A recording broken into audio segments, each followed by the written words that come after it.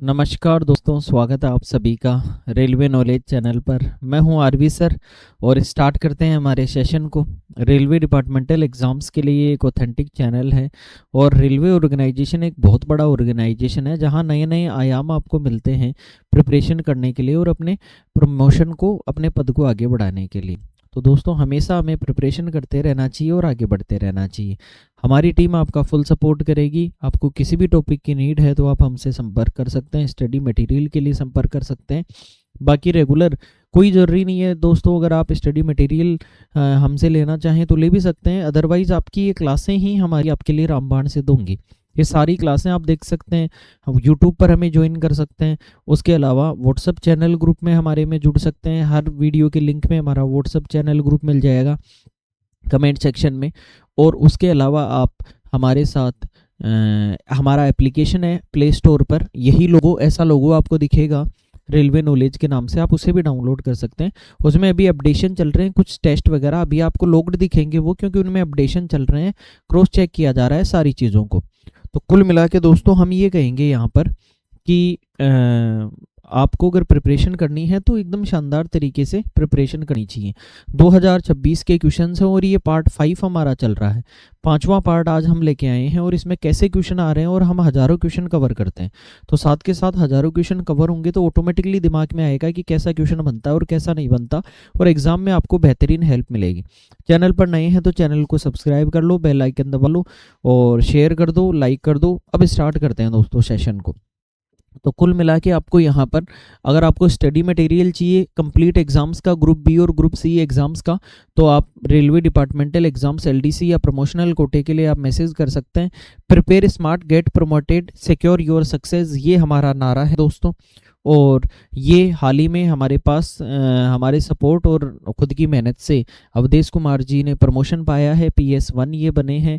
ये प्रयागराज इलाहाबाद जो है वहाँ इनकी पोस्टिंग है वर्तमान में। और स्टार्ट करते हैं हमारे पहले क्वेश्चन की तरफ। देखो 50 क्वेश्चन हम कर चुके थे, 51 क्वेश्चन से आज हमें कवर करना है। अब देखो यहाँ 51 जो क्वेश्चन है वो क्या कहना चाह रहा है, सारे इसके राउंड फिगर में जितने भी अराउंड जो क्वेश्चन बनते हैं कंप्लीट कवर करते हुए चलेंगे दोस्तों, ठीक है। तो बेझिझक आप एकदम मस्ती से सुनते जाइए और पूरा नॉलेज हम देने की कोशिश करेंगे। Tender address to a limited number of suppliers who are the reliable source of supplies called. सीमित संख्या में आपूर्तिकर्ताओं को संबोधित किया गया निविदा पत्र जो भरोसेमंद आपूर्ति स्रोत होते हैं क्या कहलाता है। मतलब एक प्रकार से आप तो सबसे पहले ये देखिए कि टेंडर होते कितने प्रकार के हैं। तो मुख्यतः टेंडर कितने टाइप के होते हैं, 6 टाइप के टेंडर होते हैं। जैसे आपने सुना होगा ग्लोबल टेंडर होगा, उसके अलावा लिमिटेड टेंडर होगा, इसके अलावा सिंगल टेंडर होगा, इसके अलावा डिले टेंडर होगा, ठीक है, एक प्रकार से। और लिमिटेड, ग्लोबल, सिंगल, डिले, एक बाद में पोस्ट बाद का भी टेंडर होता है। तो एक प्रकार से, इस प्रकार से कुल मिला के टेंडर कितने होते हैं, 6। वर्तमान में टेंडर की प्रक्रिया कंप्लीटली ऑनलाइन हो गई है IREPS पर। Indian railway electronic procurement system या ई प्रोक्योरमेंट सिस्टम लिखा हुआ है, तो ये दोनों चीज़ें सही होंगी। सबसे पहले रेलवे प्रशासन NIT जारी करता है नोटिस ऑफ इनवाइटिंग टेंडर। इस NIT का टाइमिंग होता है सर कितने दिनों का, 21 डेज का। अगर जल्दबाजी है और जल्दी करना है तो आपको हायर अथॉरिटीज से अप्रूवल लेना पड़ेगा। टेंडर के लिए एक तो टेंडर कमेटी सबसे ज़्यादा रेस्पॉन्सिबल है और एक टेंडर एक्सेप्टिंग अथॉरिटी सबसे ज़्यादा रेस्पॉन्सिबल है। हर कंपिटेंट अथॉरिटी की अलग अलग पावर्स के बारे में रेलवे में अलग से लिखा हुआ है कि इतने करोड़ तक के कॉन्ट्रैक्ट में इतने मेंबर्स होंगे कमेटी में, और इतने करोड़ के कॉन्ट्रैक्ट के लिए इतने मेंबर्स होंगे। तो सारी बातें पूरी होती हैं। तो जिस प्रकार से आप किसी एग्ज़ाम का फॉर्म निकलता है उसी प्रकार से टेंडर के लिए फॉर्म निकलता है, और जो फर्म होती हैं वो वेट करती रहती हैं अलग अलग ऑल इंडिया लेवल पर कि कौन से जोन में, कौन से डिवीज़न में किस प्रकार का टेंडर निकला है, और फिर वो अप्लाई करती हैं। जब फर्म अप्लाई करती हैं तो वो अपनी EMD जमा करती हैं। ये टोटल कॉन्ट्रैक्ट वैल्यू का 2% होता है। EMD की फुल फॉर्म होती है अर्नेस्ट मनी डिपॉजिट। ये सारी फर्म करेंगी, वरना तो बहुत सारे लोग झूठ में ही, अगर पैसा नहीं लेगा रेलवे तो ऐसे ही टेंडर डाल देंगे, रेलवे का समय खराब होगा। इसलिए 2% ये पैसा लिया जाता है। जिसको अवार्ड हो गया टेंडर तब उसके नाम से LOA जारी कर दिया जाता है, लेटर ऑफ एक्सेप्टेंस जारी कर दिया जाता है, और उसको कहा जाता है कि आपकी EMD तो हमने ये जो 2% पैसा आपने दिया था जैसे 1 करोड़ का 2 लाख रुपए, तो ये जो 2% आपने पैसा हमें दिया था ये तो सिक्योरिटी डिपॉजिट कर रहे हैं, और जल्दी से पीजी और जमा करा दो, परफॉर्मेंस गारंटी और जमा करा दो, 5% ऑफ कॉन्ट्रैक्ट वैल्यू, और कितने दिन के अंदर करा दो, 21 डेज के अंदर आप ये जमा करा दो। अगर नहीं करा पाते हो तो 2 महीने का टाइम रहता है, विथ इंटरेस्ट आप जमा करा सकते हैं, अदरवाइज सारा पैसा आपका इंपाउंड हो जाएगा, जब्त हो जाएगा, उसके बाद में टेंडर दोबारा निकाला जाएगा, रीटेंडर किया जाएगा।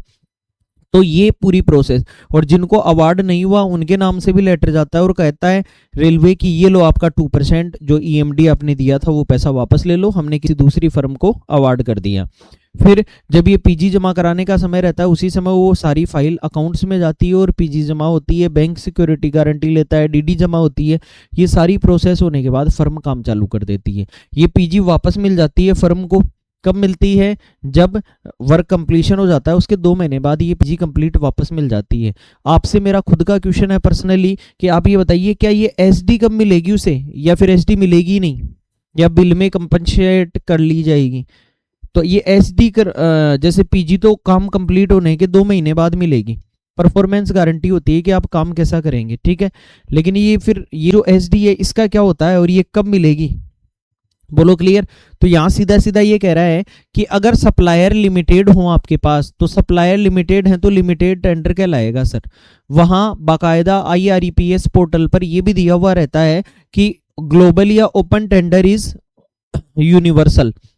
ओपन टेंडर ही होना चाहिए जहां पर खूब सारे सप्लायर आए, बोली लगे, और बोली लगे जब बिडर्स आएंगे तब जाके अब बिडर भी अच्छे मिलेंगे और वैल्यू कम वैल्यू में भी काम करने वाले मिलेंगे, कंपटीशन हो जाएगा।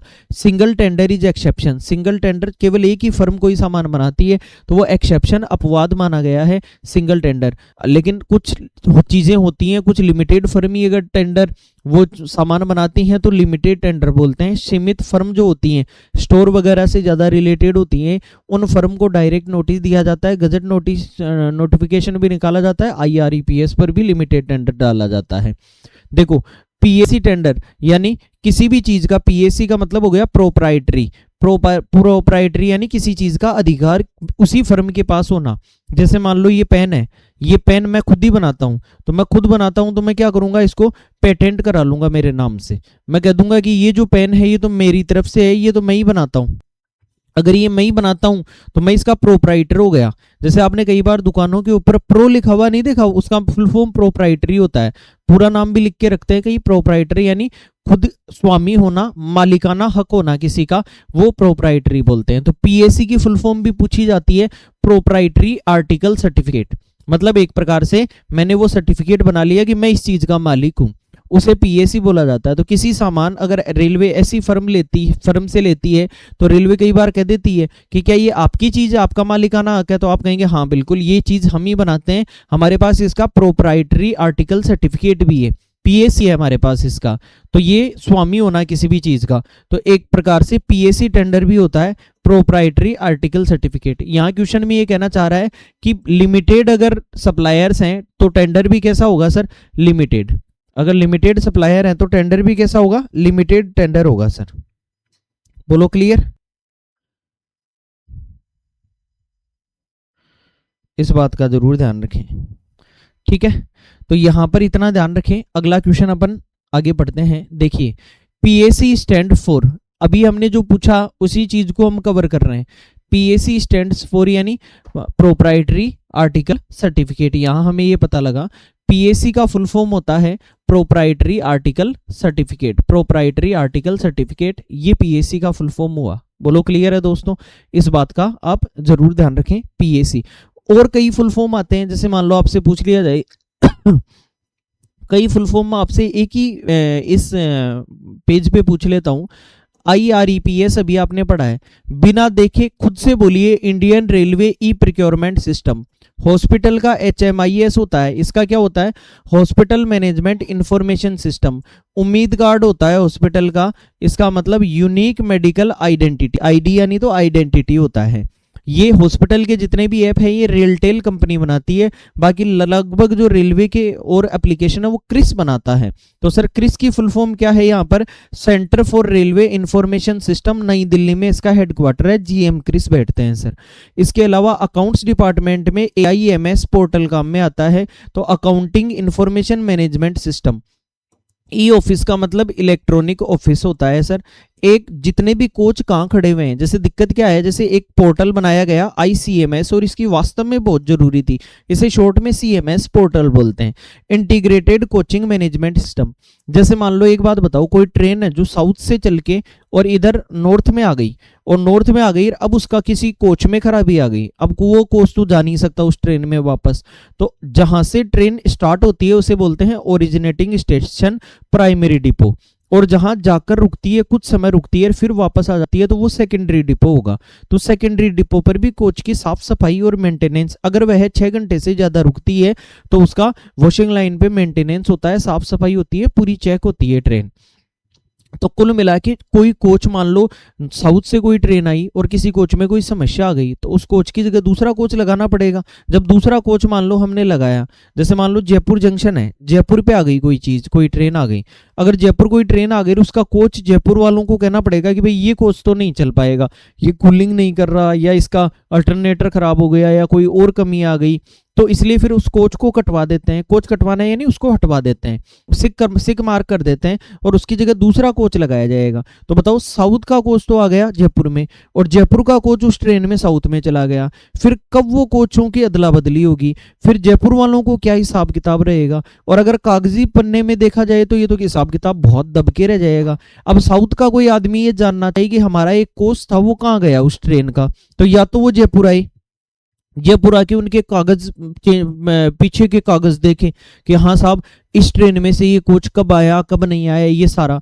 तो रेलवे डिपार्टमेंट को इतना महसूस हुआ कि यार ये तो बहुत बड़ी खामी है, पावर कार कट जाती है, कभी कभी कोच हटा के दूसरा लगा देते हैं, AC coach, first AC, second AC, third AC, इतनी ट्रेनें चल रही हैं, कहीं ना कहीं कमी आ जाती है, कोच कटते हैं नहीं लगते हैं। तो ये तो भारी भरकम समस्या हो गई थी रेलवे डिपार्टमेंट के लिए कि यार करे तो क्या करे, कैसे पता करे, चेन्नई में साउथ में बैठा हुआ आदमी कैसे पता करे कि उसकी ट्रेन का जो कटा हुआ कोच है वो गया कहाँ। इतने में ही ये ऑनलाइन सिस्टम आ गया, और ऑनलाइन सिस्टम आ गया तो रेलवे ने एक पोर्टल ही बना दिया ICMS। ICMS में कोच नंबर क्या है, सारी चीजें A to Z एकदम ऑनलाइन पूरी जानकारी रहती है एक एक कोच की। इसका मतलब जब भी वो साउथ वाला कोच जयपुर आके, और जयपुर वालों ने अगर कटवाया है, कितने भी दिन से खड़ा है, जब वो कटवा दिया और आपने यार्ड में खड़ा कर दिया या कहीं भी वो कोच खड़ा है, बाकायदा जैसे ही साउथ वाले ICMS पोर्टल पर लॉगिन करके और वहां कोच नंबर डालेंगे तो उसकी करंट पोजीशन जान सकते हैं। क्यों कटा ये रीजन भी लिखना पड़ता है, तो क्यों कटा, कहाँ खड़ा है, यार्ड में है, उसकी एक्चुअल पोजीशन 1 सेकंड में पता लग जाएगी। तो रेलवे का कितना रेवेन्यू बचा। एक तो उस कोच को ढूंढने के लिए वहां से आदमी आता या फिर यहां ढूंढा जाता, कितना रिवेन्यू लॉस होता। आपने केवल कोच नंबर ऑनलाइन डाले और वो तुरंत सामने दिख गया कि ये कोच तो यहाँ खड़ा है हमारा। बोलो क्लियर। तो एक प्रकार से हर कोच का स्टेटस जानना। कई बार कई कोच खड़े खड़े उनकी बैटरियां खराब हो जाती थी, यार्ड में कई महीनों से खड़े रहते थे, अब खड़े खड़े बैटरियों का तो लॉस होता ही है एक प्रकार से, कई और खराबियां भी आ जाती हैं। तो इसका मतलब अच्छे से रख रखाव, हर चीज का ऑनलाइन पता लग सके, इसके लिए ICMS पोर्टल लाया गया। ये वेरी इंपॉर्टेंट है, इंटीग्रेटेड कोचिंग मैनेजमेंट सिस्टम। एक प्रकार से एक इस AIMS के अंदर ही जितने भी कर्मचारी हैं उनका पेमेंट बनता है, इसे IPAS बोलते हैं। कैश इम्प्रेस्ड वगैरह भी IPAS ID में लगाने पड़ते हैं। तो IPAS यानी इंटीग्रेटेड पेरोल अकाउंटिंग सिस्टम। बोलो क्लियर, ये IPAS हो गया। एक अकाउंट्स का Indian railway FM, Indian railway financial management, ये भी एक है। एक FOIS की फुल फॉर्म भी देख लेना, फ्राइट ऑपरेशन इंफॉर्मेशन सिस्टम, ये भी वेरी इंपॉर्टेंट है। और क्या इंपॉर्टेंट है, और भी बहुत सारी ऐसी हैं, जैसे अर्पण है रिटायर्ड कर्मचारियों के लिए, तो ये भी एक इम्पोर्टेंट है। अर्पण रिटायर्ड कर्मचारियों के लिए जो भी सुविधाएं हैं वो सारी। उसके अलावा स्पैरो है, इसका फुल फॉर्म भी पूछा जाता है, जो स्पैरो जो विंडो होती है अप्रेजल रिपोर्ट, अपार रिपोर्ट को ऑनलाइन करने के लिए, उसके लिए स्पैरो। एक अपार की full form annual performance appraisal report, ये भी पूछ सकता है। एक MACP modified assured career progression, ये पहले ACP हुआ करती थी, अपार पहले ACR हुआ करती थी। MACP को तो 1/9/2008 को ACP को MACP किया गया और 3 वित्तीय प्रावधान दिए। अपार को जो ACR होती थी उसे 2009 के अंदर अपार बनाया गया। लेवल 1 की जो अपार, लेवल 2 की जो अपार है ये 2015 में चालू की गई, वरना पहले लेवल 2 से ऊपर के लोगों की होती थी, और लेवल 1 की अपार 2019 में चालू की गई।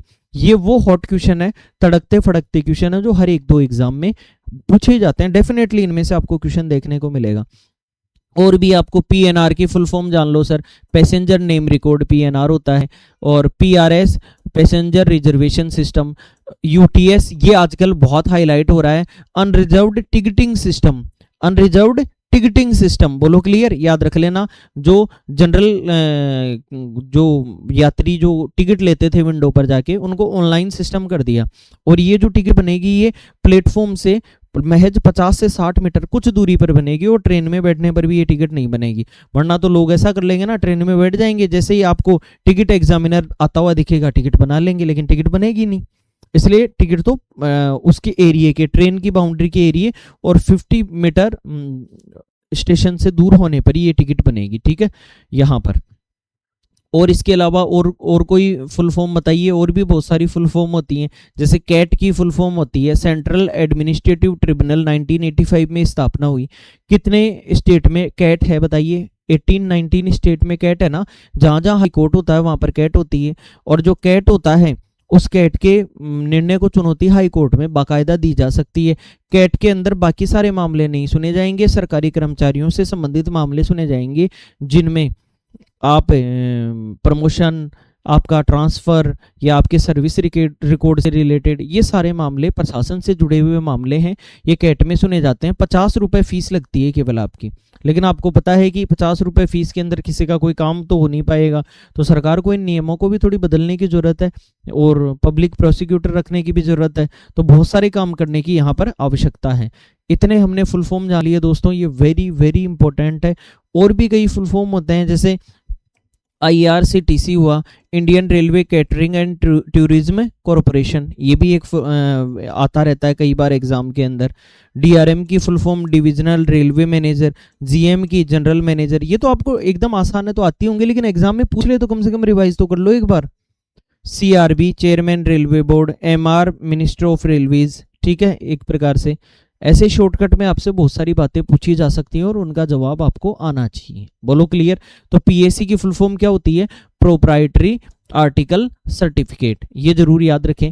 एक AAC का याद कर लो, AAC यानी एंटीसिपेटेड एनुअल कंजम्पशन या एवरेज एनुअल कंजम्पशन, ये AAC हो गई। इसके अलावा UDM की फुल फॉर्म याद कर लो, यूजर डिपो मॉड्यूल।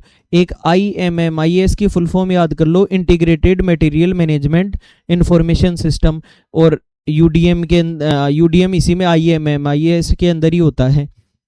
इसके अलावा जो JAM है इसको याद कर लो, गवर्नमेंट ई मार्केटिंग। JAM क्या होता है? Government e marketing. ध्यान रखना, 5 लाख से ज़्यादा रुपए की चीज़ को खरीदने के लिए JAM पर अप्रूवल है, एक प्रकार से 5 लाख रुपए से ज़्यादा की चीज़ आप JAM पर खरीद सकते हैं। ये वाणिज्य मंत्रालय द्वारा दिया गया एक प्रकार से ऑनलाइन पोर्टल है। तो इस प्रकार से ये सारे पोर्टल हैं, ये वेरी इंपॉर्टेंट। एक सबसे इंपॉर्टेंट तो आप भूल ही गए, क्या? HRMS human resource management system, जिस पे आपकी छुट्टियां होती हैं, आपके ट्रांसफ़र से रिलेटेड सारी जानकारी होती है, सर्विस रिकॉर्ड होता है। हाल ही में एक क्वेश्चन एग्जाम में पूछा गया कि ई ऑफिस में इनमें से कौन सा डेटा नहीं होता, तो नहीं होता तो उसमें 3-4 ऑप्शन दे रखे थे। एक तो file management system, file management system, एक दूसरा दे रखा था उसमें KMS, एक तीसरा दे रखा था आपके पास सर्विस रिकॉर्ड, और चौथा नन ऑफ दीज। तो आपको पता है कि ई ऑफिस के अंदर सर ये दोनों चीजें तो होती हैं, KMS और फाइल मैनेजमेंट सिस्टम, लेकिन सर्विस रिकॉर्ड ये जो है ये उसके अंदर नहीं होता। तो जब सर्विस रिकॉर्ड नहीं होता है तो आपको इसको HRMS के अंदर करना था। तो इस प्रकार से क्वेश्चन आपसे पूछा जाता है। तो देखो दोस्तों, हमने बहुत सारी चीज़ें यहाँ पर कवर करने की कोशिश की है, और वास्तव में हम वही चीज़ उठाएंगे जो इंपॉर्टेंट है और आपके एग्जाम में आएगी।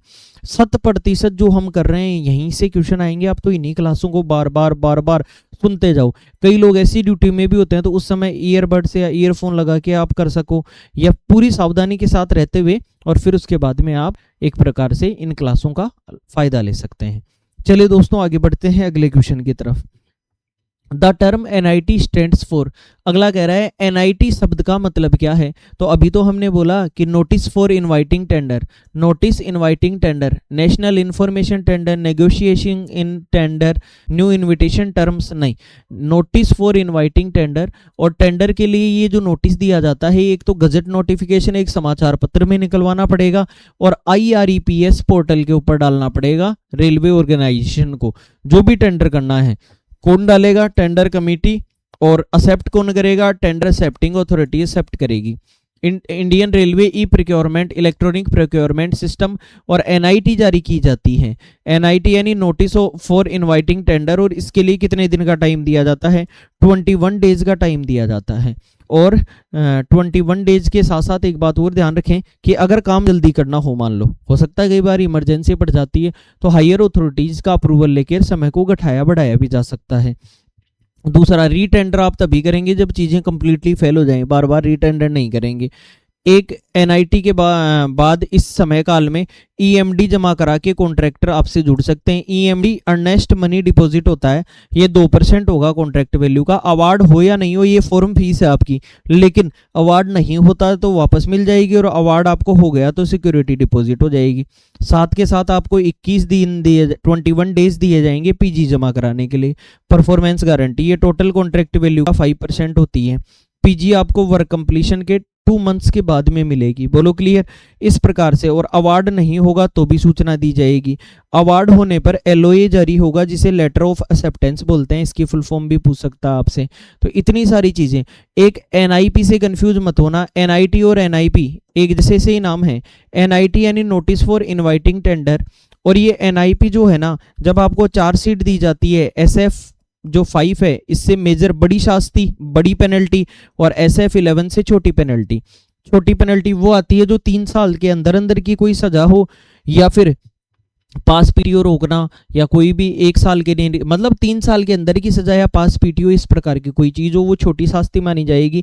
3 साल से बाहर कोई सजा चली जाए तो वो बड़ी शास्ति मानी जाएगी। प्लस में compulsory retirement, remove from service और डिसमिसल, ये तीनों एक प्रकार से मेजर बड़ी चीज़ें हैं जो बड़ी शास्ति के अंदर आती हैं। बड़ी शास्ति SF 5 होती है, इसमें इंक्वायरी कराना बहुत जरूरी है। आप किसी को इतने बड़े एक्शन लेने जा रहे हो और आपने इंक्वायरी ही नहीं कराई, तो डिसिप्लिनरी जो अथॉरिटी होगी वो इंक्वायरी जरूर कराएगी। ध्यान रखना, डिसिप्लिनरी अथॉरिटी आपको नौकरी से निकाल नहीं सकती। आपको नौकरी से वही आदमी निकाल सकता है जिसने आपको अपॉइंटमेंट किया है, या उससे ऊपर का आदमी निकाल सकता है। तो आप देखना, DRM ने अगर आपको ज्वाइनिंग दी है, अब आप कहेंगे सर DRM ने तो नहीं दी, पर्सनल ब्रांच ने दी थी, तो उसमें नीचे लिखा हुआ रहता है करते मंडल रेल प्रबंधक, मतलब एक प्रकार से वो पावर दे रखी होती है, नाम का उन्हीं के नाम से चल रहा होता है। तो फिर आपको सेवा से बर्खास्त या सेवा से रिमूव फ्रॉम सर्विस हटाना भी उन्हीं के थ्रू होगा। डिसिप्लिनरी अथॉरिटी आपके ऊपर एक्शन ले सकता है, आपके पास PTO रोक सकता है, आपके ऊपर इंक्रीमेंट रोक सकता है, आपके ऊपर कार्रवाई कर सकता है।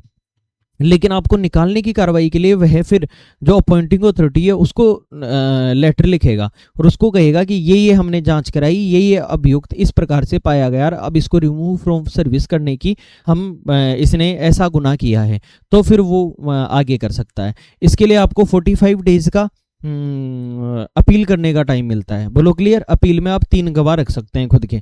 तो NIP यानी जिस दिन आपके ऊपर चार्जेज फाइल किए जाएं, मतलब एक प्रकार से उन्होंने मान लिया कि आप दोषी हो, तो नोटिस फॉर इम्पोजिंग पेनल्टी, ध्यान रखना पेनल्टी लगाने की तारीख, पेनल्टी लगाने की तारीख, ये एक प्रकार से NIP होती है।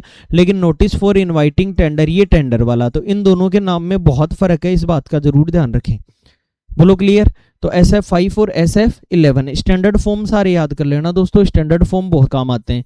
अब सर स्टैंडर्ड फॉर्म होते कौन से हैं, तो फटाफट देख लो। केवल हम 14 स्टैंडर्ड फॉर्म बताएंगे जिनका फटाफट एक बार नाम ले लेते हैं। बताओ SF 1 किसका होता है, सस्पेंड करने के लिए। सबसे पहले क्विक एक्शन होता है सस्पेंशन का। अब देखो सस्पेंड क्या कोई पेनल्टी है क्या, पेनल्टी नहीं है, ध्यान रखना। सस्पेंशन एक एडमिनिस्ट्रेटिव एक्शन है, विभागीय प्रक्रिया है। अनन फानन में क्या किया जाए कि सस्पेंड कर दो। अब सस्पेंशन के दिनों को आपको ड्यूटी भी मान सकता है, कौन मानेगा, डिसिप्लिनरी अथॉरिटी मानेगा। उन्हें छुट्टी भी मान सकता है, आपकी छुट्टी भी लगवा सकता है, और उन्हें डाइज नोन में भी रख सकता है। एक प्रकार से सस्पेंशन के दिनों को किस में रख सकता है? डाइज नोन, मतलब काम नहीं तो पैसा नहीं, सीधी सी बात। ये सर्विस में भी वो दिन काउंट नहीं होंगे फिर। लेकिन अगर छुट्टी या ड्यूटी मानता है तो इतने दिन आपका एनपीएस में अगर आप आते हो तो एनपीएस का पैसा नहीं कटा होगा, तो फिर अब ब्याज समेत जमा होगा। फिर जब भी सरकार आपको कोई पैसा देगी ना, बेसिक और डीए का, तो ब्याज समेत फिर वो एनपीएस में जमा होगा। ये बहुत याद रखने वाली बात है, ध्यान रखना। बोलो क्लियर। लेकिन अगर सर्विस में गिना ही नहीं है तो पैसा भी नहीं दिया, नहीं दिया तो फिर नहीं जमा होगा। बोलो क्लियर। रिमूव फ्रॉम सर्विस करने के बाद भी एनपीएस वाला कर्मचारी उसको ऑप्ट आउट कर सकता है आगे के लिए, ऐसा ऑप्शन भी है। एक सस्पेंशन में रहने के दौरान पीएफ या एनपीएस का पैसा कभी नहीं कटता है। सर कटेगा कहाँ से? तो सब्सिस्टेंस अलाउंस से काटने की आप सोच सकते हैं, लेकिन नहीं कटेगा पीएफ का पैसा, क्योंकि ये भविष्य निधियां है। आज का खर्चा चलाने के लिए आपको जो जीवन निर्वाह भत्ता मिल रहा है, आप भविष्य की कटौती करवाते फिर रहे हैं उससे, ऐसा थोड़ी होगा, तो नहीं होगा ना। तो एक प्रकार से सब्सिस्टेंस अलाउंस जो मिलता है, जो SF3 के थ्रू आप फॉर्म भर के देते हैं कि मैं कहीं और नहीं कमा रहा हूँ साहब, घर चलाने के लिए पैसा तो दो, तो 50% आपका, जब तक आप सस्पेंशन में रहते हैं, सस्पेंशन के लिए 90 डेज का पीरियड है, उसके अंदर अगर आप 50% पैसा मिलेगा। अगर अधिकारी को लगता है कि जांच लंबी चल रही है, और जांच लंबी चल रही है, तो वह हायर अथॉरिटी के अप्रूवल से 90 डेज को बढ़ा सकता है। सामान्यतः ब्राइबरी या भ्रष्टाचार का कोई केस लगता है तो लगभग 6 महीने तक भी सस्पेंशन का मामला चला जाता है। अब सर जांच बड़ी चले, इसका क्या मतलब? मतलब ये हुआ कि अगर छोटी शास्ति है तो 31 डेज के अंदर मामला निपटाना पड़ता है डिसिप्लिनरी अथॉरिटी को, और अगर बड़ी शास्ति दे रहा है तो 5 महीने पूरे दिए जाते हैं। इसमें आप इंक्वायरी भी कराओ, इसमें आपको जो करना है कराओ, लेकिन 150 डेज के अंदर मामला रफा दफा करो। बोलो क्लियर। तो इस मामले की इस प्रकार से यहाँ बात की जा रही है। तो यहाँ अगर हम SF1 बात करें तो सस्पेंशन की बात हो गई। SF2 हो गया डीम्ड सस्पेंशन, माना गया निलंबन। अगर आप कहीं हिरासत में हैं और आपको जेल में डाल दिया, जुडिशियल कस्टडी में है या पुलिस की कस्टडी में है, और अगर आपको 48 आवर्स से ज़्यादा हो गए तो फिर आपको सस्पेंशन 48 आवर्स के बाद में मान लिया जाएगा कि आप सस्पेंड हो। क्यों? क्योंकि एक्चुअल में 48 घंटे तक बहुत सारे ऐसे क्राइम है, अगर किसी ने क्राइम किया है और वो बिलेबल क्राइम है, आप 48 घंटे में छूट के आ जाओगे, केस चलता रहेगा। लेकिन अगर आपने नॉन बिलेबल क्राइम किया है तभी आप 48 आवर्स से ज़्यादा देर तक वहाँ रहोगे। इसका मतलब आपने जघन्य काम किया है तो फिर रेल सेवा भी आपको सस्पेंशन में मानेगी। फिर तो रेल सेवा सस्पेंशन में, आप कहेंगे रेल सेवा को पता कैसे लगेगा? तो रेलवे को पता नहीं लगे वो कोई बात नहीं, लेकिन मान लो लंबे समय तक आपको रख लिया तो रेलवे तो फिर लेटरबाजी करेगा ना, आपके घर तक पहुंचेगा, और घर तक पहुंचेगा तो पता लगेगा ये आदमी तो जेल में है। तो ये आदमी जेल में है तो फिर कागजों में रेलवे आपको सस्पेंशन कब से मानेगा? 48 आवर्स के बाद से मानेगा। जब पुलिस की डेट देख लेगा कि इस तारीख को पुलिस ने जेल में डाला है, उससे 48 आवर्स के बाद में आपको सस्पेंशन में मान लेगा एक प्रकार से रेलवे। तो कुल मिला के माना गया निलंबन अगर आप 48 घंटे से ज्यादा जुडिशियल कस्टडी, जिसे जेसी बोलते हैं, जेसी में रहते हो या पुलिस के हिरासत में रहते हो। तीसरा नंबर आता है सर जो जीवन निर्वाह भत्ता, सब्सिस्टेंस अलाउंस जो आप लेते हैं, वह तीसरा नंबर आता है। जीवन निर्वाह भत्ता आप एकमात्र स्टैंडर्ड फॉर्म जितने भी हैं उनमें से एकमात्र ये फॉर्म ऐसा है जिस पर कर्मचारी साइन करता है। तो ये भी बात क्वेश्चन आने वाले समय में बन सकता है कि एम्प्लॉय किस पर साइन करता है। तो एम्प्लॉय सिग्नेचर किस पे करता है? SF3 पर करता है, और साइन करके लिख के देता है कि मैं बेरोजगार हूं, मैं अन्य कहीं कमा नहीं रहा हूं, तो जब तक आप मुझे सस्पेंशन में रखते हो मेरे फैमिली को मेरा खर्चा चलाने के लिए 50% पैसा दो, और 90 डेज से ऊपर अगर आप ऐसा काम करते हो तो इसको 25% और बढ़ाया जा सकता है, और 75% 3/4 उसकी सैलरी का उसको पे किया जा सकता है। चौथा ये है रिवोकेशन ऑफ सस्पेंशन, मतलब किसी को सस्पेंड कर रखा है तो वापस ले लो ड्यूटी पे। पहला सस्पेंशन, दूसरा माना गया सस्पेंशन, थर्ड सब्सिस्टेंस अलाउंस, और चौथा वापस ड्यूटी पर लेने के लिए रिवोकेशन ऑफ सस्पेंशन बोलते हैं। सर फिफ्थ जो है ये हमने अभी पढ़ा था, बताइए standard form number 5, major penalty, बड़ी शास्ति जो 3 साल से ज्यादा, या फिर रिमूवल, डिसमिसल या कंपलसरी रिटायरमेंट, ये तीनों, इनमें तीनों में ही पेंशन का पूरा कबाड़ा है, ध्यान रखना, याद रख लेना। डिसमिस कर दिया तो पेंशन मिलेगी क्या, अगर रिमूव कर दिया तो पेंशन मिलेगी क्या, और अगर कंपलसरी रिटायरमेंट दे दिया तो पेंशन मिलेगी क्या, और खुद को मिले ना मिले फैमिली को तो मिलेगी क्या, कंपेशनेट या कुछ ना कुछ। तो ये जरूर पढ़ लेना दोस्तों, एक अलग से क्लास दे देंगे इसके लिए आपको, ठीक है। SF6 वो होता है कि जो सस्पेंडेड कर्मचारी है वो कोई आपसे कागज मांगता है, कोई डॉक्यूमेंट्स मांगता है, तो फिर उसके बाद में उन डॉक्यूमेंट्स को एक प्रकार से आप क्या करेंगे, उन डॉक्यूमेंट्स को आप नहीं देंगे या कौन से दिए जाएंगे, इस चीज की बात यहाँ SF6 के अंदर होती है। SF7 इंक्वायरी ऑफिसर, इंक्वायरी अक्सर आप SF5 के अंदर, SF11 के अंदर करा भी सकते हैं और नहीं भी कराएं, कोई जरूरी नहीं है। SF5 में भी कुछ ऐसे मौके बनते हैं जहां इंक्वायरी कराने की जरूरत ना पड़े, जैसे पहले से ही कोर्ट ने आपको गिल्टी फील कर रखा हो, एक प्रकार से कोर्ट ने आपको कह दिया जांच करवा ली, तो वहां दोबारा जांच कराने की क्या जरूरत है।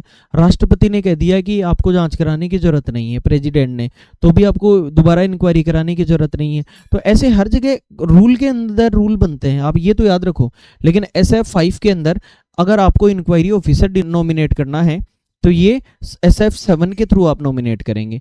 SF8 कहता है प्रेजेंटिंग ऑफिसर, जो एक प्रकार से जो प्रेजेंटिंग ऑफिसर जो विजिलेंस मामलों में बनता है लगभग। प्रेजेंटिंग इंक्वायरी ऑफिसर यानी जांच अधिकारी, और प्रेजेंटिंग को अपन क्या कहते हैं, प्रस्तुति अधिकारी, जो प्रस्तुत करता है किसी चीज को, रिप्रेजेंट करता है।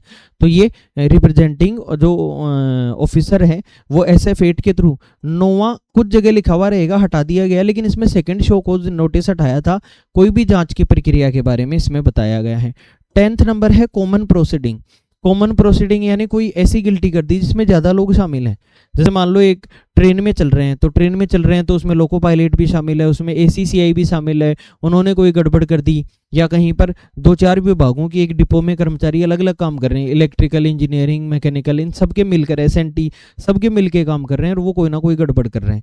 या फिर आप ऐसा मान लो, जैसे मान लो वर्क स्टोर के अंदर सामान रहता है, तो स्टोर के अंदर स्टोर का क्लेरिकल, DMS, CMS ये लोग भी होंगे, प्लस में RPF भी होगी गेट में। अगर मान लो ये मिलकर कोई सामान स्टोर से पार कर रहे हैं, बाहर आउट कर रहे हैं स्टोर से, और बिना किसी को बताए, इसका मतलब अब विभाग तो अलग अलग हो गए ना, RPF का अलग हो गया, कोई और डिपार्टमेंट का, स्टोर का आदमी है तो अलग हो गया, कोई थर्ड पर्सन हो गया, ऐसे। तो अगर सब पर कॉमनली कार्रवाई आपको करनी है तो आपको standard form number common proceeding ये 10 आपको जारी करना पड़ेगा। अगर SF11 की बात करें तो अभी हमने बात की थी छोटी शास्ति, छोटा दंड, जो 3 साल के अंदर अंदर का हो, पास PTO रोकना, इंक्रीमेंट, अगर डिग्रेडेशन, जितने भी काम हो 3 साल के अंदर अंदर हो, वो सारे आपके SF11 के अंदर आते हैं। SF12 कुछ विशेष मामलों के अंदर जांच, जो अलग अलग मामले हैं, जैसे कई अदालतों ने आदेश दिए हैं, राष्ट्रपति ने कहा है, तो वो विशेष मामले हैं ये। 13 प्रेसिडेंट से अनुमति मांगना, किसी भी रिटायर्ड कर्मचारी के खिलाफ इंक्वायरी करने के लिए या फिर गजेटेड ऑफिसर के खिलाफ, और इनके ऊपर कार्रवाई जो की जाती है वो SF14 के थ्रू की जाती है।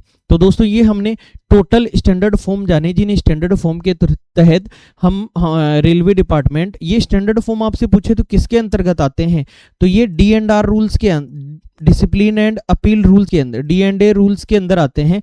1968 में ये रूल्स लागू हुए, कब, 1 अक्टूबर 1968, इस डेट को ये सारे रूल्स लागू हुए दोस्तों। बोलो क्लियर, याद रह जाएंगे। तो यहाँ सीधा सीधा हमने यहाँ NIP से हम वहां चले गए, इतनी सारी जानकारी हमने ले ली। मामला था NIT का, टेंडर का मामला था, IREPS पोर्टल पर होता है, हर ऑफिसर की ID बनी हुई होती है। लोवेस्ट बिडर को हमेशा कॉन्ट्रैक्ट देने का रेलवे हमेशा सोचता है, L1 बिडर बोलते हैं, जो सबसे कम रुपए में काम करने के लिए राजी हो जाता है, सबसे कम मनी में काम करने के लिए जो फर्म एग्री हो जाती है वह L1 बिडर, लोवेस्ट बिडर कहलाएगा। NIT का मतलब नोटिस फॉर इनवाइटिंग टेंडर। चलिए दोस्तों आगे बढ़ जाते हैं। अगला full form of UDM is, UDM का मतलब हो गया user depot module. User depot module ये एक प्रकार से फुल फॉर्म हो गया इसका। ये आता किसके अंदर है, IMMIS पोर्टल के अंदर आता है, integrated material management information system. इसके अंदर आप जब खोलेंगे गूगल पे तो फिर थर्ड ऑप्शन ही यूजर डिपो मॉड्यूल आता है। इस यूजर डिपो मॉड्यूल के थ्रू आप किसी से जो भी काम है स्टोर का या जो भी सामान रेलवे का है उसको ऑनलाइन प्रक्रिया के तहत सारे काम करोगे।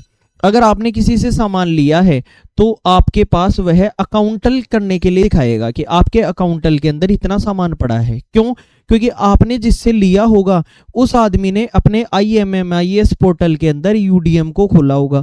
खोलते किससे हैं? DSC, डिजिटल सिग्नेचर बोलते हैं, डिजिटल सिग्नेचर सर्टिफिकेट। जो DSC आप लगाते हैं कंप्यूटर के अंदर उसे बोलते हैं डिजिटल सिग्नेचर सर्टिफिकेट। अब देखो जो उसकी DSC लगी हुई होगी और उसमें वो UDM खोल के और कोई भी सामान आपको क्या करेगा सर, इशू करेगा। जैसे आप भी अपने कर्मचारियों को इशू करेंगे, किसी दूसरे को देंगे, जो भी कार्रवाई करेंगे उसे क्या बोला जाता है सर, इशू करना बोला जाता है। अगर उसे इशू करना बोला जाता है तो अब वो चीजें अगले ने आपके नाम पर इशू कर दी, आपके कंसाइनी कोड पर इशू। हर डिपो का एक कंसाइनी कोड होता है, ध्यान रखना। हर डिपो का एक क्या होता है, कंसाइनी कोड होता है। ये 5 अंकों का होता है, ठीक है। ये 5 अंकों का, 0 लगा देंगे तो 6 अंकों का होता है शुरू में।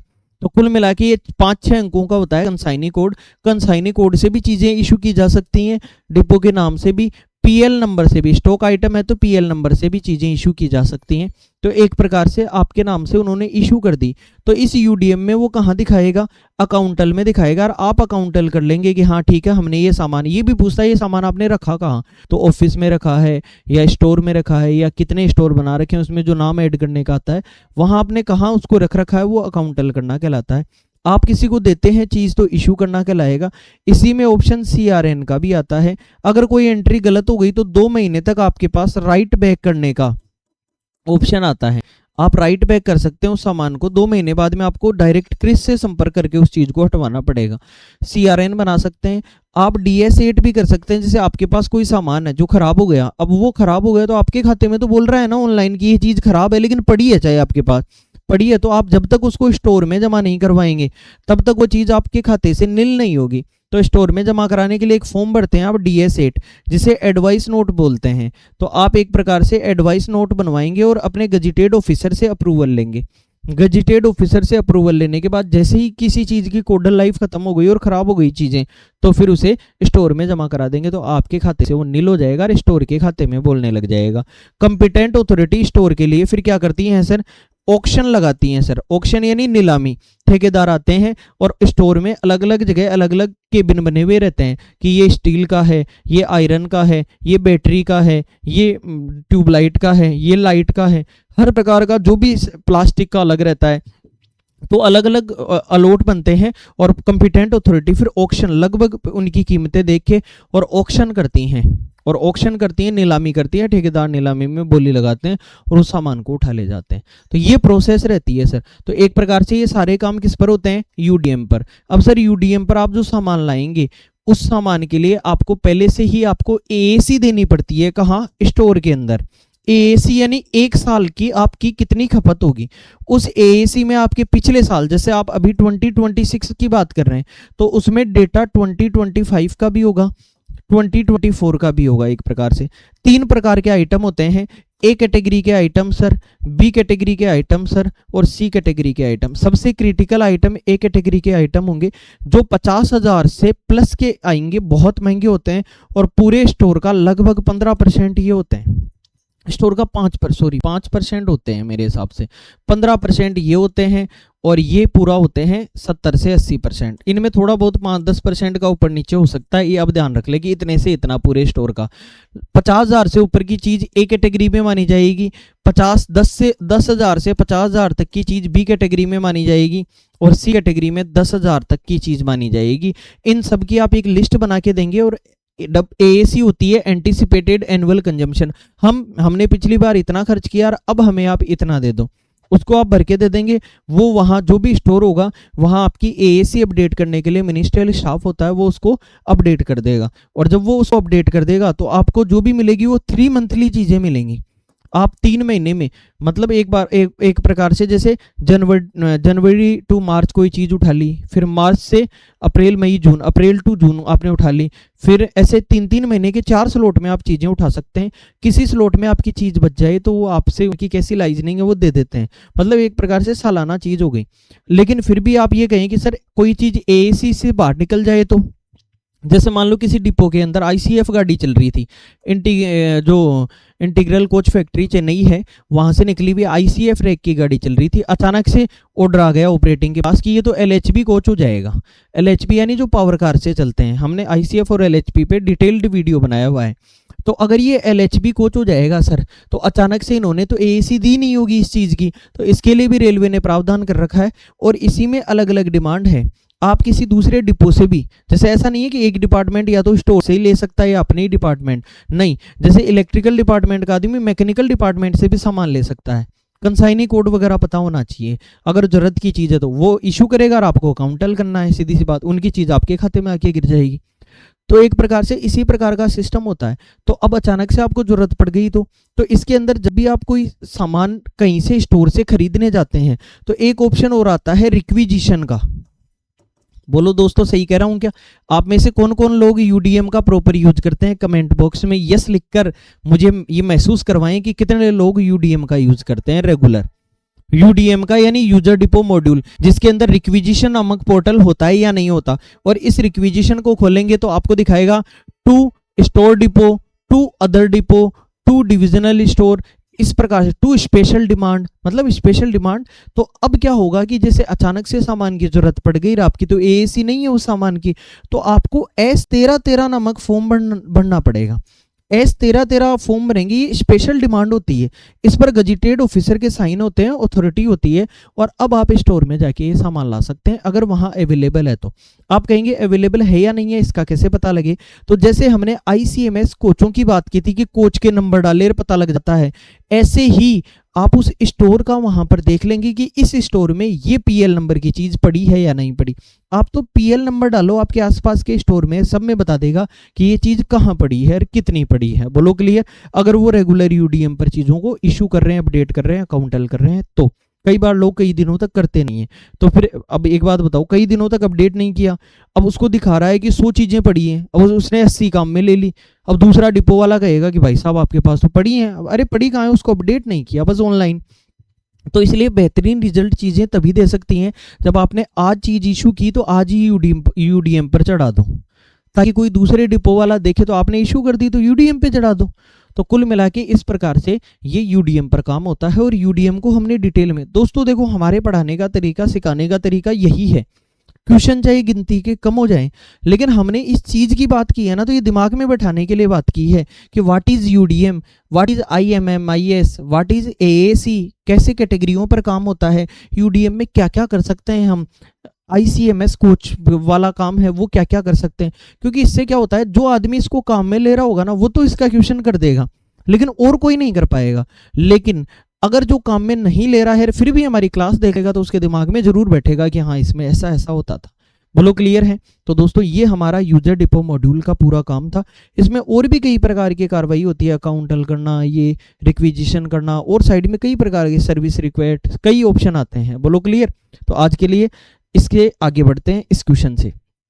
चलिए अगला है the minimum amount of compensation payable under employees compensation act 1923। दोस्तों इस एक्ट को तो आप ढंग से याद कर जाना, कर्मचारी प्रतिकर अधिनियम 1923, जो कंपनसेशन एक्ट है कर्मचारियों का, कि कोई कर्मचारी की अगर हार्डनेस में ड्यूटी है तो, और अगर डेथ हो जाए तो उसको क्या मुआवजा मिलेगा, किसी कर्मचारी को अगर विकलांगता डिसेबिलिटी आ जाती है तो उसको क्या होगा। तो ये आजकल नई ही चीज चली है कि यहाँ से तो अक्सर ज्यादा क्वेश्चन पूछे जाने लग गए। 2025 और 2026 में देखेंगे तो ये एरा एक ऐसा एरा बन गया है जहां से डिटेल में बहुत भयंकर क्वेश्चन पूछे जाते हैं। तो आपसे कहना चाह रहा है कि in case of death of railway servant due to an accident, दुर्घटना के कारण रेलवे कर्मचारी की मृत्यु के मामले में कर्मचारी मुआवजा अधिनियम 1923, एक तो इसकी डेट याद कर लेना, जैसे फैक्ट्री एक्ट 1948, एक प्रकार से औद्योगिक विवाद अधिनियम, और भी कई प्रकार के अधिनियम हैं, यूनियन का एक्ट 1926। तो एक प्रकार से ये सारे एक्ट जो है ना ये याद होने चाहिए। रेलवे अधिनियम 1989, मैटरनिटी एक्ट अप्रेंटिस ये 1961, RPF का एक्ट कब आया, ठीक है, पास रूल कब आए, लीव रूल कब आए, पेंशन का नियम कब आया, ये सारा। तो आपसे कह रहा है कि दे मुआवजे की न्यूनतम मिनिमम राशि कितनी है, तो मिनिमम राशि आपको नजर आ रही होगी 1,25,000। बाकी अलग अलग है, अधिकतम 25 लाख भी दी जाती है, और अगर दुर्घटना में अगर कोई इस प्रकार से चीज़ें हो जाती हैं, अलग अलग बांटा हुआ है, 25 लाख, 35 लाख और मैक्सिमम 45 लाख तक का प्रावधान है। वर्तमान में 45 लाख तक का प्रावधान है। बोलो क्लियर? तो यहाँ मिनिमम कितना राशि दी जाएगी अगर डेथ होने पर, 1,20,000 तो मिलेंगे। बाकी कंडीशन पर तय होता है कि किस प्रकार की कंडीशन और क्या उस काम की वजह से उसके साथ ऐसा हुआ है, ये सारी चीजें तय करती हैं कर्मचारी प्रतिकर अधिनियम या कंपनसेशन जो एक्ट है, कर्मचारी मुआवजा अधिनियम है 1923 का, उसके तहत 1,20,000 याद रखें दोस्तों। चलिए दोस्तों, आगे क्या कहना चाह रहा है, सीपी ग्राम की फुल फॉर्म पूछना चाह रहा है। वेरी इंपॉर्टेंट, देखो सीपी ग्राम हमने छोड़ दिया था लेकिन ये आ गया इंपॉर्टेंट। ये क्या है, एक शिकायत पोर्टल है। ये सभी केंद्रीय कर्मचारियों के लिए, सेंट्रल गवर्नमेंट के सभी कर्मचारियों के लिए है ये सीपी ग्राम, ध्यान रखना। इसीलिए यहाँ आपको दिख रहा होगा कि centralised public grievance redress and monitoring system, ये वेरी इंपॉर्टेंट है, ध्यान रखना। पेंशनर नहीं, पब्लिक है ये तो। पोर्टल फॉर ग्रीवियंस, तो यहाँ पोर्टल कहाँ है, पब्लिक आएगा। और कॉमन पोर्टल, कॉमन नहीं सेंट्रलाइज्ड आएगा। तो एक प्रकार से ये पोर्टल होता है। यहाँ लोगों की चीज़ें बहुत गलत होती हैं, क्या कि हाल ही में इन्होंने इस सीपी ग्राम में थोड़ा सा चेंजमेंट किया है। सीपी ग्राम एक इतना हॉट पोर्टल है कि आपके साथ अगर कोई भी चीज़ आपको डॉक्यूमेंटेशन में, ट्रांसफर में, जैसे कैट जो काम करती है ना, वो वैसे ही ये जवाबदेही को तय करता है। आरटीआई एक्ट होता है, वैसे सीपी ग्राम होता है। तुरंत इतना फास्ट जवाब देना पड़ता है प्रशासन को। अगर आप किसी चीज़ से असंतुष्ट है तो सीपी ग्राम पे शिकायत कर सकते हैं। शिकायत करेंगे सीपी ग्राम पे तो तुरंत आपके नोडल ऑफिसर के पास आएगी और उसको जवाब देना पड़ेगा। पहले सीपी ग्राम के अंदर जवाब देने के लिए आरटीआई एक्ट की तरह ही समय कितने दिन का था, 30 डेज का। तो बहुत सारे लोग 30 डेज याद कर गए और ये सवाल उन्हें डुबो गया कि हाल ही में सीपी ग्राम पर शिकायत करने के समय को बदलकर और 21 डेज कर दिया गया। अब सर यहाँ तो डूब जाओगे आप, हाल ही में चेंज किया। ये चेंजमेंट ही तो क्वेश्चन आपके गलत कराते हैं दोस्तों। तो इस बात का आप जरूर ध्यान रखें कि जो सीपी ग्राम पर कंप्लेंट करने का, आप खुद सोचिए दोस्तों, खुद के जहन में पूछिए ये चीज कि अगर 30 दिन होता तो आप 30 दिन जरूर करते, क्यों? और ये वास्तव में था भी सही कि पहले कितने डेज का प्रावधान था, 30 डेज का प्रावधान था, लेकिन वर्तमान में ये प्रावधान कम करके कितना कर दिया गया, 21 डेज का कर दिया गया। शिकायत करने के लिए कई पोर्टल होते हैं, सीपी ग्राम हुआ, सूचना लेने के लिए आरटीआई एक्ट 2005 हुआ, और आरटीआई राइट टू इंफॉर्मेशन 2005, और इसके लिए सीपी ग्राम के लिए centralised public grievance redress and monitoring system. तो इस प्रकार से आप शिकायत कर सकते हैं। बोलो ठीक है, सभी केंद्रीय कर्मचारी कर सकते हैं, जिसके अंदर रेलवे के लोग भी आते हैं। 21 दिनों में जवाब देना पड़ेगा। हाँ जी सर, अगला कह रहा है what is the time limit to resolve a CP gram complaint. देखो ये एग्जाम में आया है हाल ही में 2026 के अंदर, और आप 30 दिन आंसर करते हैं, लेकिन वर्तमान में आंसर कितना होना चाहिए, 21 डेज सर। 30 डेज नहीं है सीपी ग्राम में सोल्व करने का, रिजोल्व करने का जो टाइमिंग है ये कितना है, 21 डेज, 21 दिन के अंदर कार्रवाई करनी पड़ेगी। अब देखिए अगला कह रहा है which of the following is related to M Nagaraj versus Union of India court case. निम्नलिखित में से कौन प्रसिद्ध एम नागराज बनाम भारत संघ न्यायालय से संबंधित मामला है? तो सर ये 2006 का मामला है लगभग, और 2006 में एक बेहतरीन शानदार मामला निकल के आया। क्या मामला निकल के आया? एम नागराज और वर्सेज यूनियन ऑफ इंडिया का केस क्या चला। तो सबसे पहले थोड़ा सा भूगर्भिक और पीछे की पृष्ठभूमि में जाते हैं। जब भारत देश आज़ाद हुआ तो कई प्रकार से कई जातियों को अलग अलग रिजर्वेशन दिया गया, पिछड़ी हुई जातियों को। क्यों? क्योंकि 1947 तक पंडित का बेटा पंडिताई का ही काम करता था, नाई का बेटा नाई का काम करता था, एक प्रकार से बार्बर का बेटा बार्बर, मतलब जो मिस्त्री है उसका बेटा मिस्त्री का काम करता था। तो कहीं ना कहीं कुछ तबकों को उठाने की जरूरत थी। तो संविधान निर्माताओं ने, जो हमारी कॉन्स्टिट्यूशन असेंबली है, उन्होंने महसूस किया कि चीज़ों को बाहर उठाने के लिए उन्हें अलग से रिजर्वेशन देना पड़ेगा, रिजर्व करना पड़ेगा, आरक्षण देना पड़ेगा कि इतनी चीज़ें अगर यहाँ सरकारी सिस्टम में होंगी तो वो लोग भी उसमें भूमिका निभाएंगे। तो सर डायरेक्ट रिक्रूटमेंट के अंदर तो रिजर्वेशन दे दिया गया। डायरेक्ट रिक्रूटमेंट के अंदर वर्तमान में काफ़ी प्रकार का, जैसे SC ST के अंदर 15%, 7.5% का रिजर्वेशन है। फिर OBC के अंदर रिजर्वेशन दिया गया, इसको 27% OBC में रिजर्वेशन दिया गया।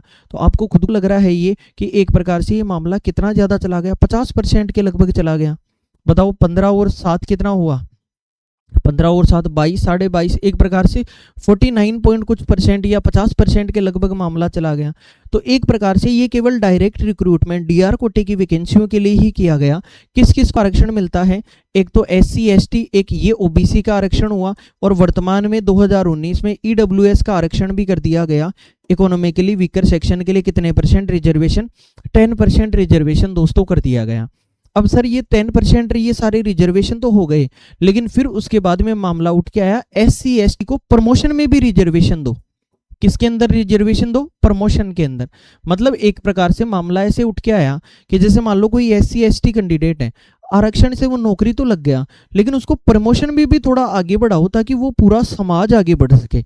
ऐसी दलीलें दी गई। इसी बीच में ओबीसी का आरक्षण लग गया। 1968 के लगभग 1970 के लगभग ओबीसी के आरक्षण की चर्चाएं चलने लगी और सरकार ने ओबीसी में रिजर्वेशन का प्रावधान कर दिया। फिर इंदिरा साहनी बनाम यूनियन ऑफ इंडिया का एक बहुत बड़ा मामला चला 1993 के अंदर, जब पेंशन के नियम आए थे, जब क्वार्टर पॉलिसी आई थी रेलवे में, उस समय 1993 में इंदिरा साहनी बनाम यूनियन ऑफ इंडिया का एक केस चला और उस केस में इस 27% ओबीसी वाले रिजर्वेशन को चुनौती दी गई और उस 27% रिजर्वेशन को चुनौती दी गई और ये कहा गया कि आप किस आधार पर रिजर्वेशन दे रहे हैं, ऐसे तो हर आदमी रिजर्वेशन मांगने लग जाएगा। तब सुप्रीम कोर्ट ने अपनी पूर्ण न्याय की शक्ति का प्रयोग करते हुए चीजों को सामने रखा और ये कहा कि हाँ, बात तो तुम्हारी सही है, इनमें भी एक प्रकार से कुछ लोग जो सक्षम हैं उन लोगों को अलग निकालना पड़ेगा और जो सक्षम नहीं है उनको अलग निकालना पड़ेगा। कैसे? हर एक आदमी ही रिजर्वेशन का फायदा उठा रहा है। जैसे एक बात बताओ, कोई व्यक्ति है जो जॉब में है पहले से ही और जॉब में है, अच्छा पैसा कमा रहा है, तो जब वो अच्छा पैसा कमा रहा है तो फिर उसकी संतान को रिजर्वेशन की क्या जरूरत है? ये सुप्रीम कोर्ट ने महसूस किया और इस चीज को सुप्रीम कोर्ट ने अंडरलाइन किया और अंडरलाइन करने के बाद ये कहा, सरकार के सामने एक प्रस्ताव रखा कि क्यों ना ऐसा होना चाहिए कि ओबीसी के अंदर भी क्रीमी लेयर और नॉन क्रीमी लेयर का ऑप्शन होना चाहिए। ओबीसी में संपन्न वर्ग और बिना संपन्न वर्ग का ऑप्शन होना चाहिए और इसके लिए लिमिट जो रखी गई वो 8 लाख रखी गई, जो ईडब्ल्यूएस के लिए है वही लिमिट 8 लाख रुपए की लिमिट रखी गई सर। अगर किसी परिवार की सालाना इनकम 8 लाख से ज्यादा है तो आप क्रीमी लेयर में माने जाएंगे, संपन्न वर्ग में माने जाएंगे, तो आपको रिजर्वेशन की जरूरत नहीं है। आप ओबीसी में आते हैं लेकिन आरक्षण का फायदा नहीं मिलेगा, नौकरियों में आरक्षण का, विश्वविद्यालयों में आरक्षण का, इस प्रकार का फायदा नहीं मिलेगा। और अगर आप ओबीसी में हैं और आपकी फैमिली इनकम 8 लाख से कम है तो फिर आप ओबीसी में आएंगे और आपका आरक्षण का फायदा मिलेगा।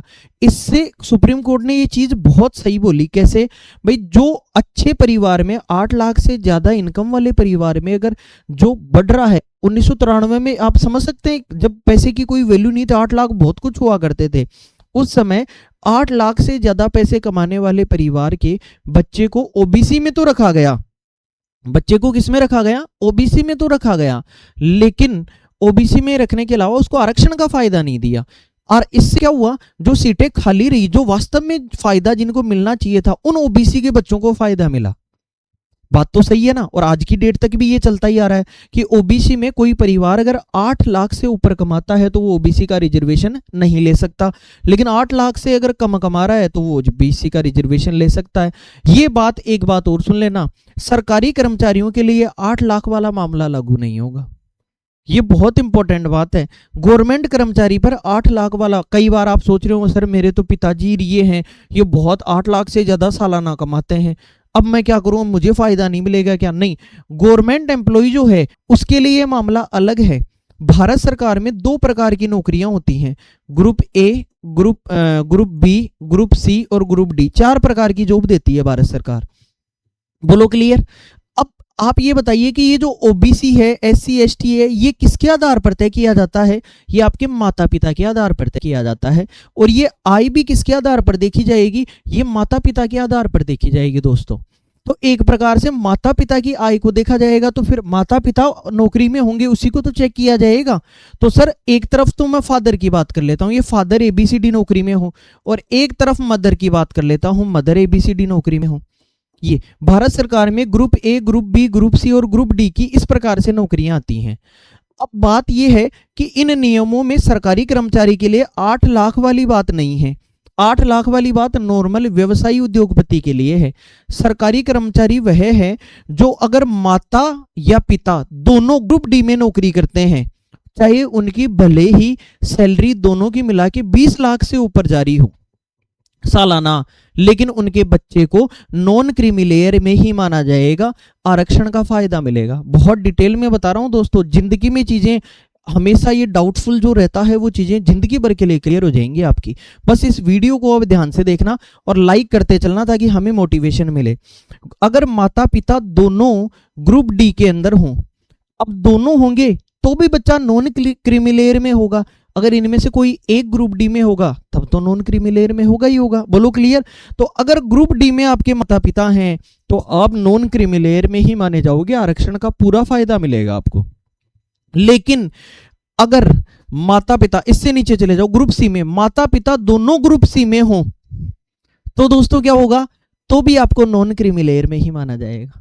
अगर माता पिता दोनों ग्रुप सी के अंदर हो तो भी आपको आरक्षण का फायदा दिया गया है, चाहे आपकी तनख्वाह दोनों की मिला के 25 लाख से ऊपर जा रही हो, सरकार का 8 लाख हो मामला, लेकिन उन्हें फायदा दिया गया है इस बात का।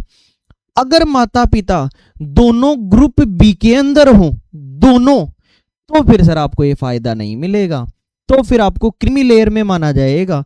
और ग्रुप बी की भारत सरकार की नौकरी कर रहे हैं तो फिर अब आपको आरक्षण, ओबीसी में तो आप हो लेकिन आपको आरक्षण का फायदा नहीं मिलेगा दोस्तों। बोलो क्लियर, ये बात समझ में आ गई।